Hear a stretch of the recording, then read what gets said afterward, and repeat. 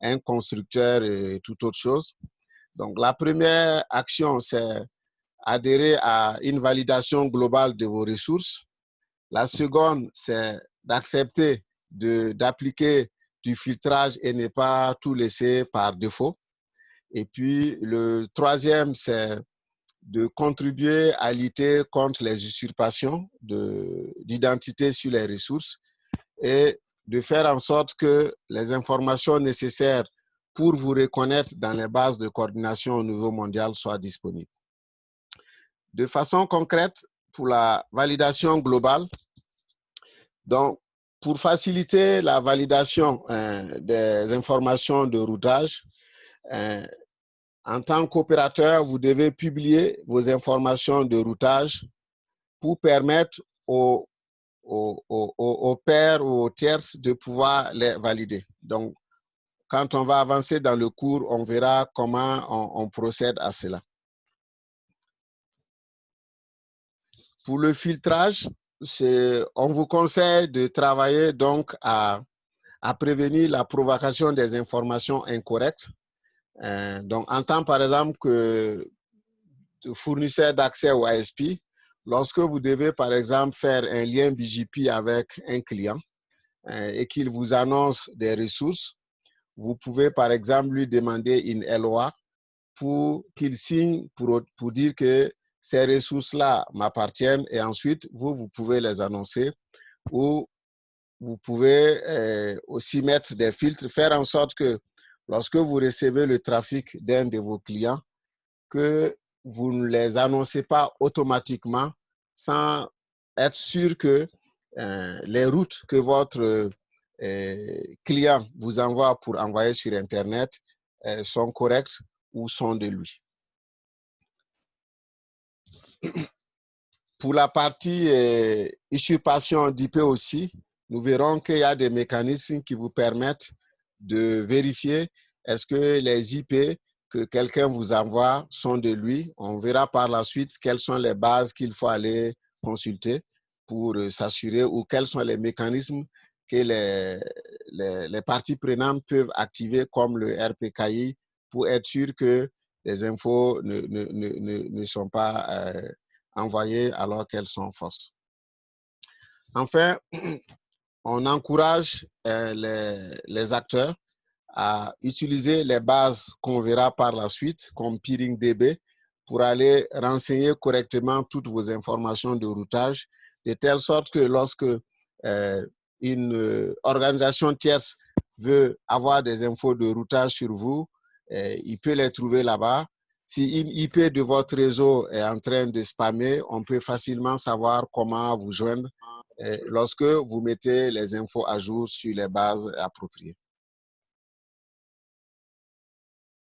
Enfin, comme je le disais au départ, c'est vrai que le cours sur le MANERS, il est en anglais, mais le format actuel est un extrait d'un document plus global qui s'appelle le Mutually Agreed Norm for Routing Security, que vous pouvez trouver et puis les lire davantage si d'autres aspects spécifiques vous intéressent. Ce que nous ferons ici, ce serait un résumé et j'espère peut-être que l'un d'entre vous travaillera à rendre le cours totalement disponible en langue française. Donc, vous pouvez retrouver ce document-là ici, donc ce guide-là, pour ceux qui veulent plus d'informations. Et donc, le cours est un extrait je vais dire, de ce grand guide-là en anglais.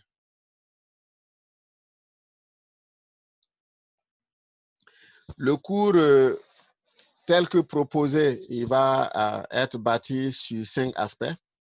Donc, le premier module va nous permettre de découvrir un certain nombre d'outils. Le second module va nous permettre de parcourir les process de validation globale.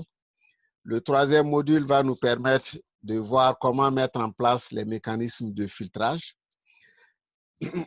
Le quatrième nous permettra tout ce qui est usurpation, donc de voir comment lutter contre l'usurpation de propriété des ressources Internet. Et le dernier, ce serait sur la coordination. De façon plus détaillée, lorsqu'on va dans le module 2, donc la semaine prochaine, vous allez découvrir c'est quoi les registres de routage Internet, comment on les renseigne, donc les adresses IP qu'on appelle des préfixes, comment on crée des routes objets sur ces adresses IP-là.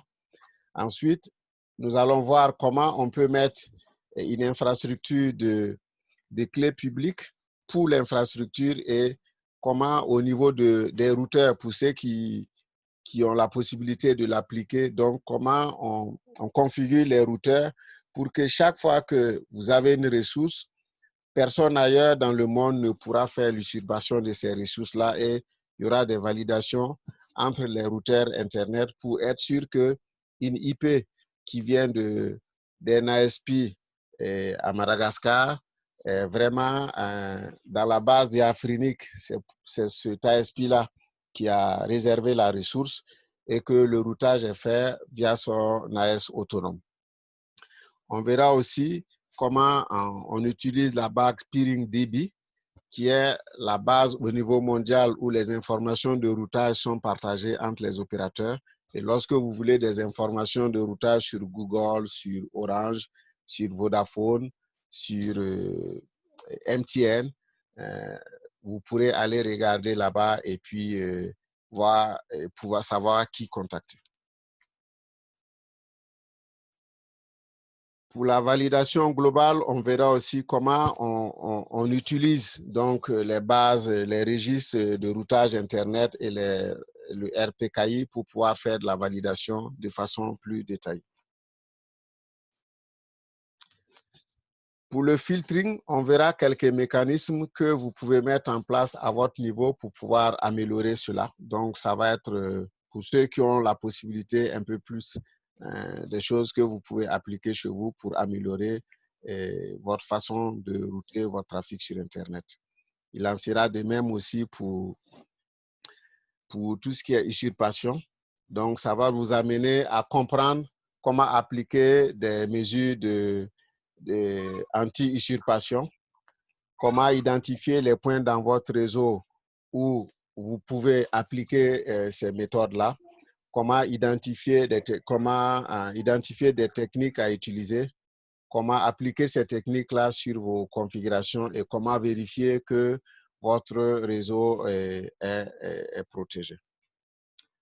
Enfin, au niveau coordination, on verra aussi comment exploiter la base PeeringDB, comment interroger la base et pourquoi vous devez aller vous enregistrer là-bas et on ira peut-être voir certains opérateurs qui sont sur PeeringDB.